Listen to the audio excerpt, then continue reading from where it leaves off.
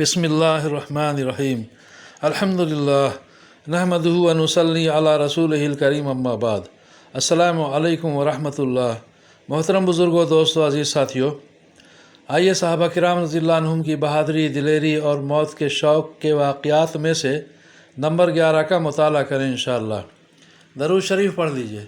جز اللہ عنا محمد ما هو اہل۔ غزوہ موتا کا قصہ۔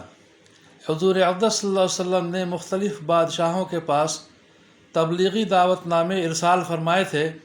ان میں سے ایک خط حضرت حارث بن عمیر ازدی رضی اللہ عنہ کے ہاتھ بصرہ کے بادشاہ کے پاس بھی بھیجا تھا۔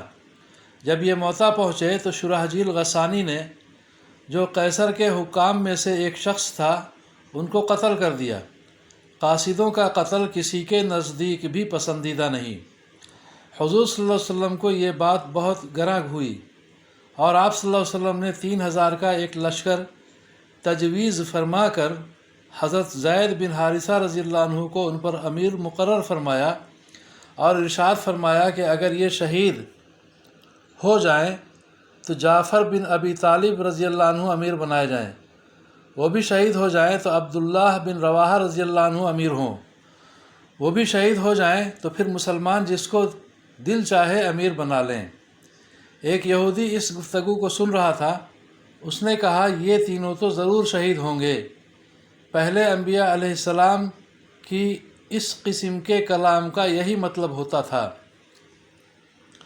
حضور اقدس صلی اللہ علیہ وسلم نے ایک سفید جھنڈا بنا کر حضرت زید رضی اللہ عنہ کے حوالے فرمایا اور خود میں ایک جماعت کے ان حضرات کو رخصت فرمانے تشریف لے گئے۔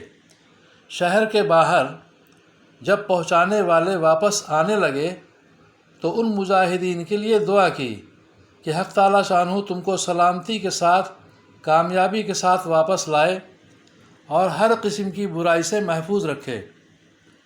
حضرت عبداللہ بن رواحہ رضی اللہ عنہ نے اس کے جواب میں 3 شعر پڑھے، جن کا مطلب یہ تھا کہ میں تو اپنے رب سے گناہوں کی مغفرت چاہتا ہوں اور یہ چاہتا ہوں کہ ایک ایسی تلوار ہو جس سے میرے خون کے فوارے پھوٹنے لگیں، یا ایسا برچھا ہو جو آنتوں اور کلیجے کو چیرتا ہوا نکل جائے، اور جب لوگ میری قبر پر گزریں تو یہ کہیں کہ اللہ تجھ غازی کو رشید اور کامیاب کرے، واقعی تو رشید اور کامیاب تھا۔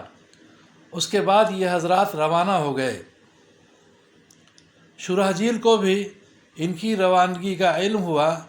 وہ 1,00,000 فوج کے ساتھ مقابلے کے لیے تیار ہوا۔ یہ حضرات کچھ آگے چلے تو معلوم ہوا کہ خود ہرقل روم کا بادشاہ بھی 1,00,000 فوج ساتھ لیے ہوئے مقابلہ کے لیے آ رہا ہے۔ ان حضرات کو اس خبر سے تردد ہوا کہ اتنی بڑی جمعیت کا مقابلہ کیا جاوے یا حضور اقدس صلی اللہ علیہ وسلم کو اطلاع دی جاوے۔ حضرت عبداللہ بن رواحہ رضی اللہ عنہ نے للکار کر فرمایا، اے لوگو، تم کس بات سے گھبرا رہے ہو؟ تم کس چیز کے ارادے سے نکلے ہو؟ تمہارا مقصود شہید ہو جانا ہے۔ ہم لوگ کبھی بھی قوت اور آدمیوں کی کثرت کے زور پر نہیں لڑے۔ ہم صرف اس دین کی وجہ سے لڑے ہیں جس کی وجہ سے اللہ نے ہمیں اکرام نصیب فرمایا ہے۔ آگے بڑھو۔ 2 کامیابیوں میں سے ایک تو ضروری ہے، یا شہادت یا غلبہ۔ یہ سن کر مسلمانوں نے ہمت کی اور آگے بڑھ گئے، حتیٰ کہ موتا پر پہنچ کر لڑائی شروع ہو گئی۔ حضرت زید رضی اللہ عنہ نے جھنڈا ہاتھ میں لیا اور میدان میں پہنچے۔ گھمسان کی لڑائی شروع ہوئی۔ شرحجیل کا بھائی بھی مارا گیا اور اس کے ساتھی بھاگ گئے۔ خود شرحجیل بھی بھاگ کر ایک قلعے میں چھپ گیا اور ہرقل کے پاس مدد کے لیے آدمی بھیجا۔ اس نے تقریباً 2,00,000 فوج بھیجی اور لڑائی زور سے ہوتی رہی۔ حضرت زید رضی اللہ عنہ شہید ہوئے تو حضرت جعفر رضی اللہ عنہ نے جھنڈا لیا اور اپنے گھوڑے کے خود ہی پاؤں کاٹ دیے تاکہ واپسی کا خیال بھی دل میں نہ آئے۔ اور چند شعر پڑھے جن کا ترجمہ یہ ہے: اے لوگو، کیا ہی اچھی چیز ہے جنت، اور کیا ہی اچھا ہے اس کا قریب ہونا، کتنی بہترین چیز ہے اور کتنا ٹھنڈا ہے اس کا پانی، اور ملک روم کے لوگوں پر عذاب کا وقت آ گیا، مجھ پر بھی لازم ہے کہ ان کو ماروں۔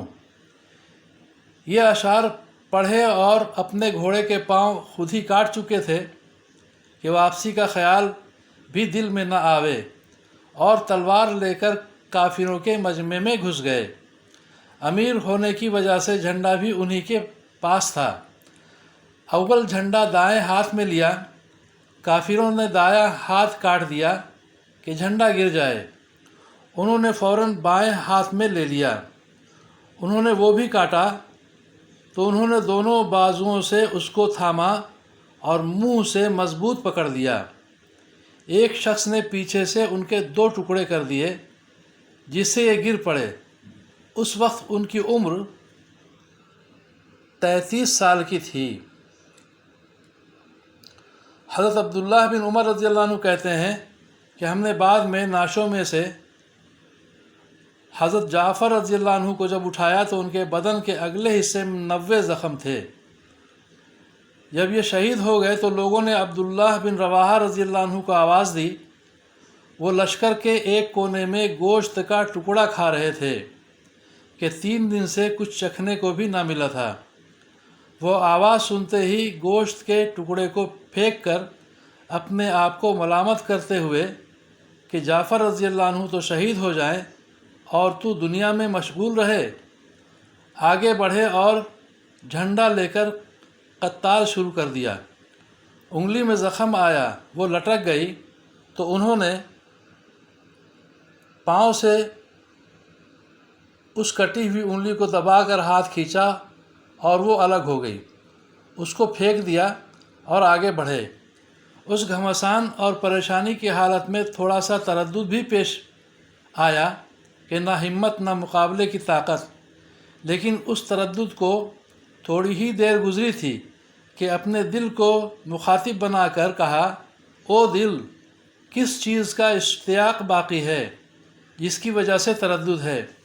کیا بیوی کا ہے تو اس کو 3 طلاق، یا غلاموں کا ہے تو وہ سب آزاد، یا باغ کا ہے تو وہ اللہ کے راستے میں صدقہ۔ اس کے بعد چند شعر پڑھے جن کا ترجمہ یہ ہے: قسم ہے او دل، تجھے اترنا ہوگا، خوشی سے اتر یا ناگواری سے اتر۔ تجھے اطمینان کی زندگی گزارتے ہوئے ایک زمانہ گزر چکا۔ سوچ، آخر تو ایک قطرہ منی ہے۔ دیکھ، کافر لوگ مسلمانوں پر کھنچے ہوئے آ رہے ہیں۔ تجھے کیا ہوا کہ جنت کو پسند نہیں کرتا؟ اگر تو قتل نہ ہوا تو ویسے بھی آخر مرے ہی گا۔ اس کے بعد گھوڑے سے اترے۔ ان کے چچا زاد بھائی گوشت کا ایک ٹکڑا لائے کہ ذرا سا کھا لو، کمر سیدھی کر لو، کئی دن سے نہیں کھایا۔ انہوں نے لے لیا۔